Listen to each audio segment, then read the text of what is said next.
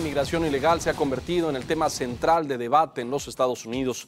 El presidente Obama contempla en los próximos días la posibilidad de emitir una orden ejecutiva que otorgue derechos y ciudadanía por lo menos a 5 millones de indocumentados.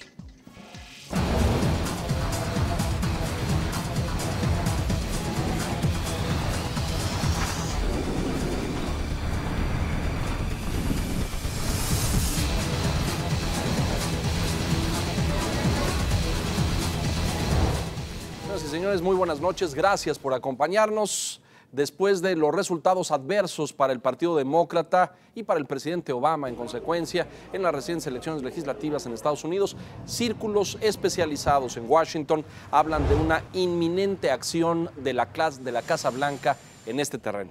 Aparentemente, el presidente Obama, convencido de que la mayoría republicana en ambas cámaras del Congreso serán un obstáculo infranqueable para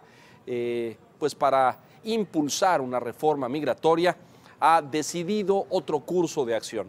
Este tema ha estado como uno de los grandes pendientes en los 6 años de Barack Obama en la Casa Blanca. Las comunidades hispanas y latinas consideran la promesa incumplida del presidente. ¿Habrá una acción ejecutiva en este terreno? ¿Qué consecuencias podría tener con el Congreso y con la evidente oposición de los republicanos? Arrancamos el debate con nuestros analistas. Bienvenidos.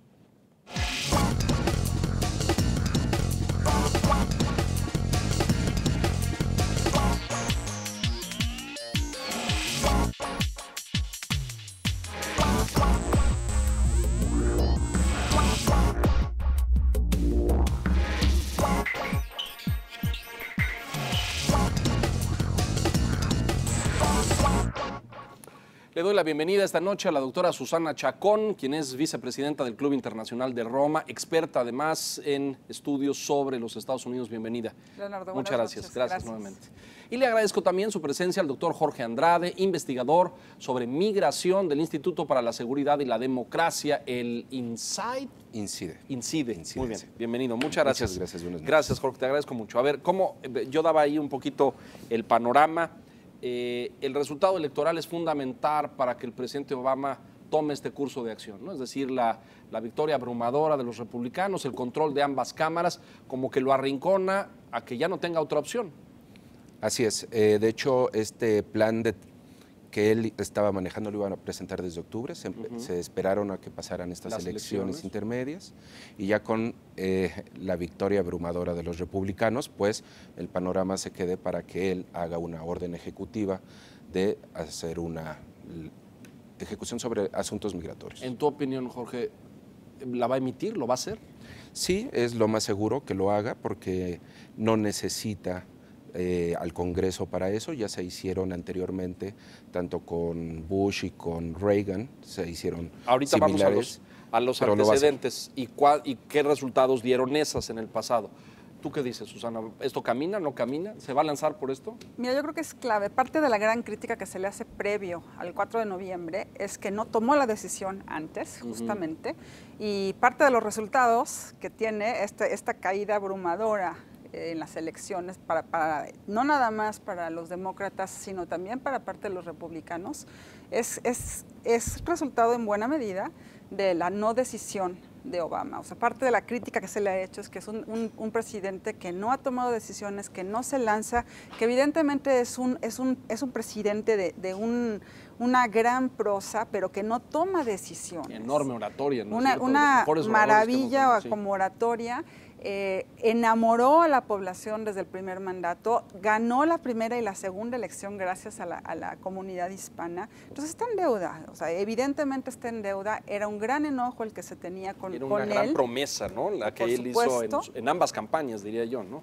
En ambas campañas, y si me voy un poco más para atrás, Leonardo, también en el tema de las elecciones con Bush hijo, también ganó Bush con el grupo de los hispanos, ¿no? Entonces hay por lo menos 3 elecciones presidenciales en donde ha sido determinante. Bush lo había ofrecido y luego se fue a la charola de los pendientes porque hubo muchas otras prioridades en esa administración que ocuparon 11 la de atención. septiembre, ¿no?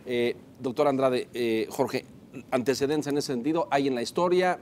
de los últimos 20, 25 años en Estados Unidos, por lo menos 2 antecedentes de una orden ejecutiva en materia de migración, que son ¿cuáles? Exacto, después de que se implementara la ley conocida como la Immigration Reform and Control Act, en el 86 precisamente Reagan y George Bush, padre, tomaron medidas para proteger a los cónyuges e hijos de las personas que recibieron el estado legal bajo esa ley.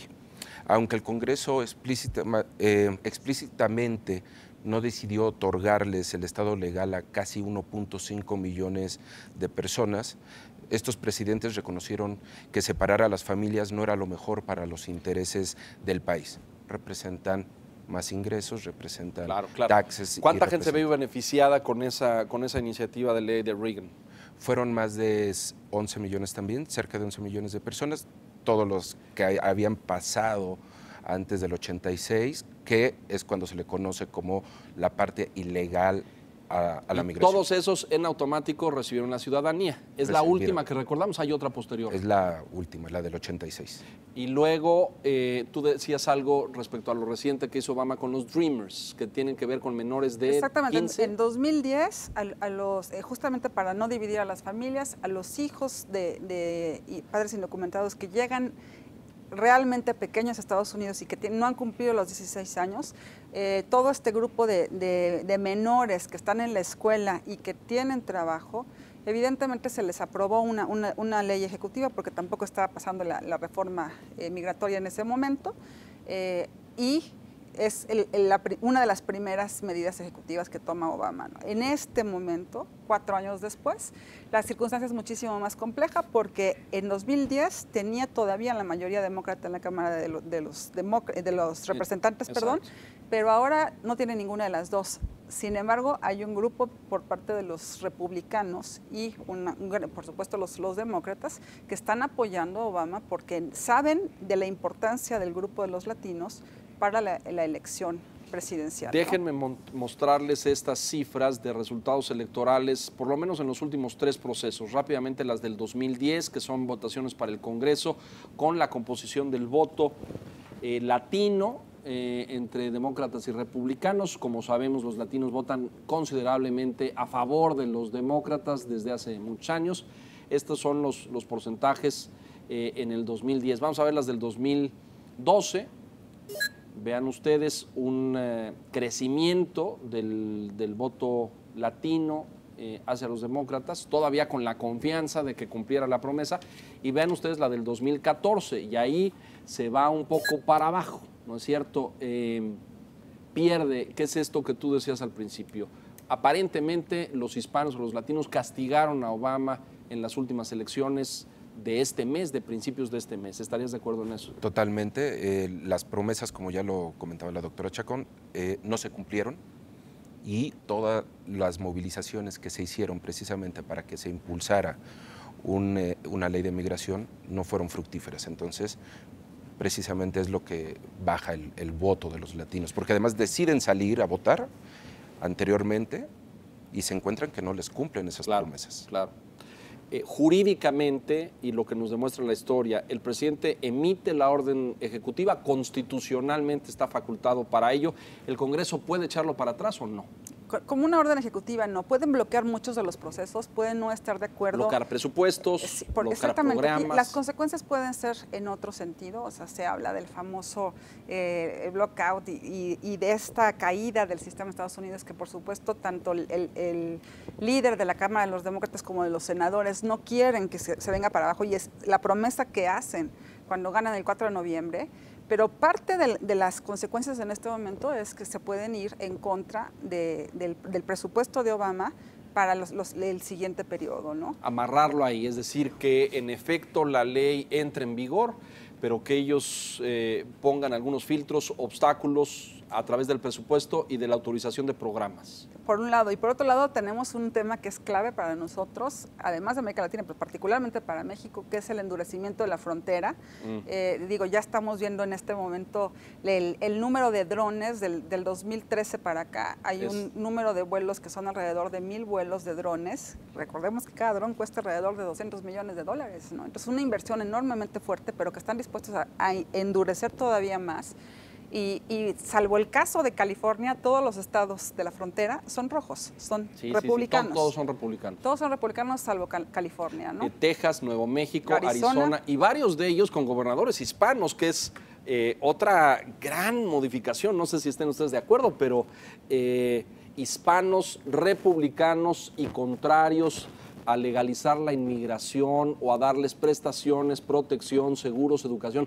Es algo que no habíamos visto en el pasado, ¿no es cierto? Así es. Es complejo tratar de explicar este proceso, pero al fin y al cabo también debemos entender que sí existe una raíz latina, pero ya la forma en cómo ellos se organizan, cuáles son sus estructuras desde que llegan a Estados Unidos, deciden muchas veces irse a la parte republicana, ¿no? Que lo que menos protege a veces es al propio migrante, porque hay una criminalización precisamente de los estados que se mencionaron. Sucede en Arizona con la gobernadora Brewster, y luego hemos visto también cosas en Texas y en Nuevo México en ese sentido, en el sentido de perseguir a los inmigrantes, no otorgarles beneficios, prestaciones o incluso alguna protección consular de ningún tipo, ¿no es cierto? Bueno, el caso de Perry, por ejemplo, en Texas, Texas. Fue muchísimo más duro, muchísimo más, claro. Por supuesto que también Arizona, pero antes, en este momento, Perry fue mucho más fuerte en términos contrarios a todos los indocumentados. Y estas no prestaciones, ahorita posiblemente se pueden revertir por el cambio de gobernador, ¿no? Por el cambio de gobernador, y ahí también porque el segundo de a bordo también vuelve a ser un latino. Entonces aquí vamos a diferenciar las actitudes y las decisiones también entre quiénes de estos hispanos republicanos son parte del Tea Party, del famoso partido del té, que son los más radicales y conservadores, y quienes están un poquito más cerca al área liberal, ¿no? Porque ahí veremos una diferenciación enorme, ¿no? Vamos a hacer una pausa, pero de regreso me gustaría mucho que revisemos esto que señalabas ya, doctora Chacón, en términos de el reforzamiento de la frontera, el mucho mayor presupuesto a los drones y las deportaciones. Vamos a ver una gráfica en un momento, pero quisiera dejar sobre la mesa el tema de si los estados fronterizos jurídicamente tienen la posibilidad de no poner en práctica la orden ejecutiva, porque esto se ordena desde Washington, pero luego tiene que aterrizar, ¿no es cierto?, en una serie de acciones concretas que sí lo hacen las corporaciones, lo hará la Border Patrol y lo harán todos estos sistemas de deportación fast track, pero luego la legalización puede tener algunos obstáculos, ¿no es cierto? Vamos a unos mensajes, regresamos enseguida. Estamos en Aldea Global hablando de inmigración y de la eventual decisión que la Casa Blanca estará a punto de anunciar en muy pocas horas. Regresamos.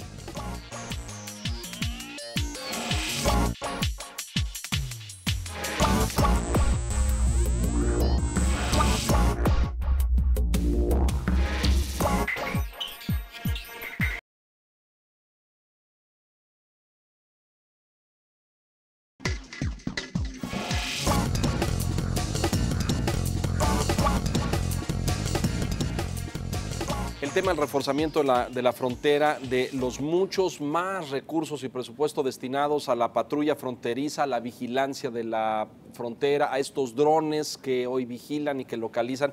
Déjeme darle el número de deportaciones en los últimos años para que tenga usted una idea de cómo ha variado esto. Fíjese usted, del 2009 para acá, esto todo es dentro de la administración de Obama, sí. Que eso es muy impresionante. Grave, es muy grave. ¿Verdad que sí? Gravísimo. Además, tenemos esta distorsión cuando lo vemos desde México de pensar que el discurso demócrata suele ser mucho más amigable. Amable. A los... Sí, pero cuando cruzamos contra las cifras o contra... Yo recuerdo el mayor presupuesto otorgado a la patrulla fronteriza en los 90s lo dio Bill Clinton, cuando tenía...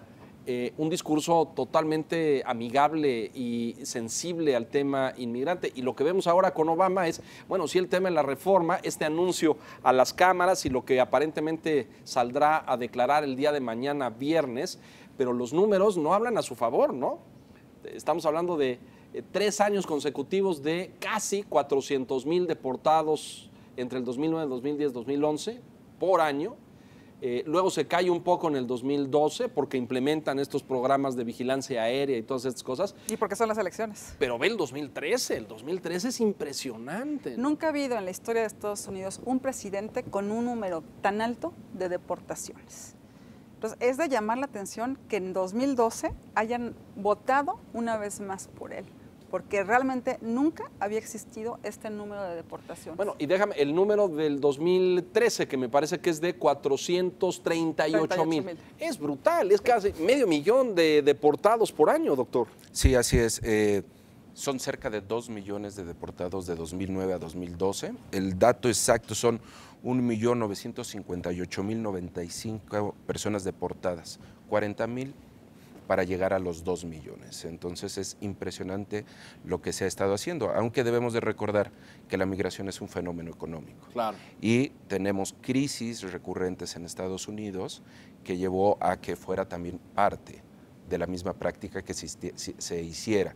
Y si lo llevamos hacia atrás, también desde 2003 tenemos al Departamento de Seguridad Nacional, todos los asuntos relacionados con la inmigración están ya en Homeland Security. Entonces, eso es un parteaguas. ¿Cuánta gente esperamos que pueda verse beneficiada a partir de los datos que ya conocemos, de la información enviada al Congreso y de lo que suponemos va a anunciar mañana el presidente Es una Obama? propuesta para 5 millones de personas que están ilegales en Estados Unidos, que tienen trabajo.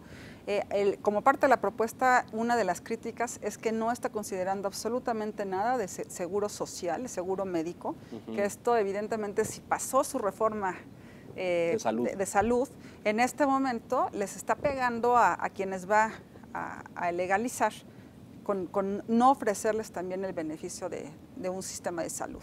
Es una legalización a medias porque la población oficialmente registrada supera los 11,5 millones de residentes ilegales, es decir, de indocumentados, de gente que no tienen papeles para vivir o para trabajar en los Estados Unidos, y está legalizando pues como al 40 y tantos % de eso. ¿Por qué no legaliza a todos?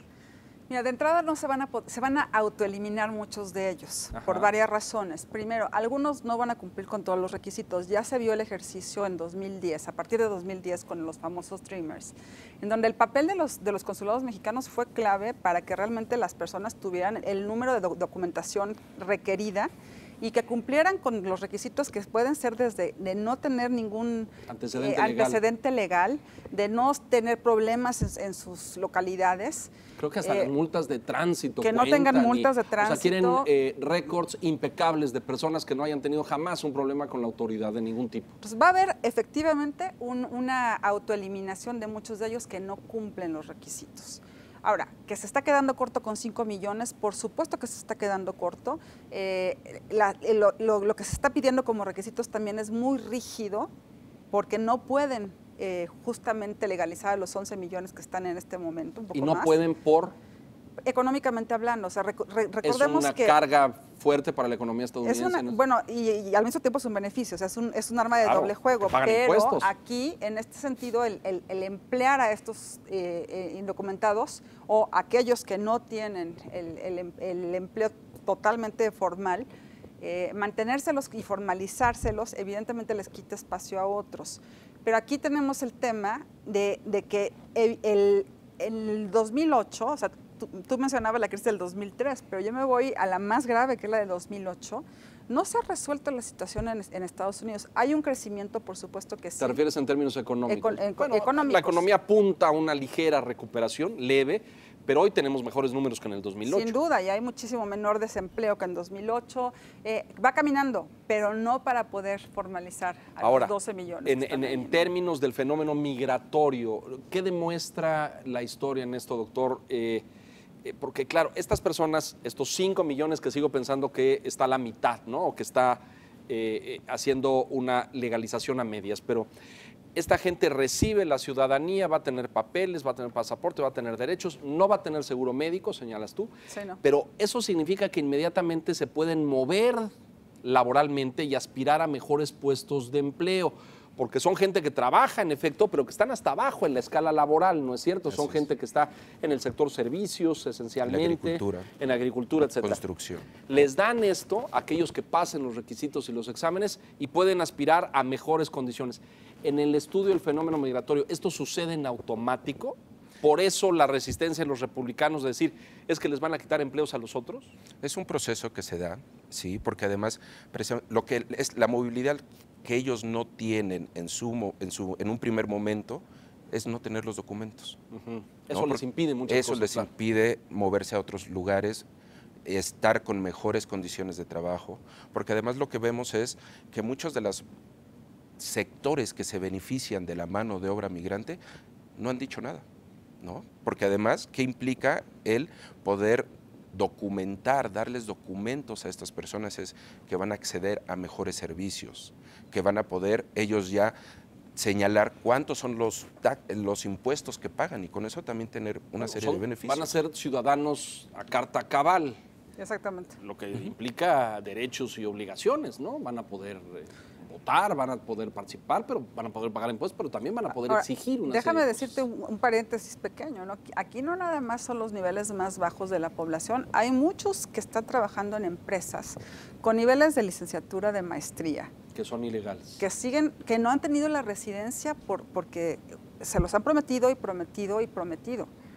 Entonces, o sea, que tienen muy buenos puestos. Hay un ingrediente de educación media alta, claro, cuenta también. También cuenta en estos 5 ¿Cómo de qué millones? porcentaje hablamos en eso, doctora? Pues digamos hay un 15% de la población. Sí. No, nada despreciable, ¿no? Nada despreciable. O sea, ya el cambio de la naturaleza de la migración per se ya no es la de nada más de los trabajadores del campo. Claro. Aquí ya hay una movilidad, ya no es nada mucho más urbano, hombres. Por y supuesto, muchos servicios por supuesto también. Que muchos servicios y muchas personas que tienen un nivel mediano alto que no han podido lograr su residencia porque no se ha abierto ese proceso. Déjenme plantear este tema que siempre es delicado en esto, porque luego observamos como esa primera generación de migrantes o segunda que se vuelve en contra de que lleguen más, ¿no? Y cito aquella frase eterna de la película de los ya no vengan para acá, ¿no?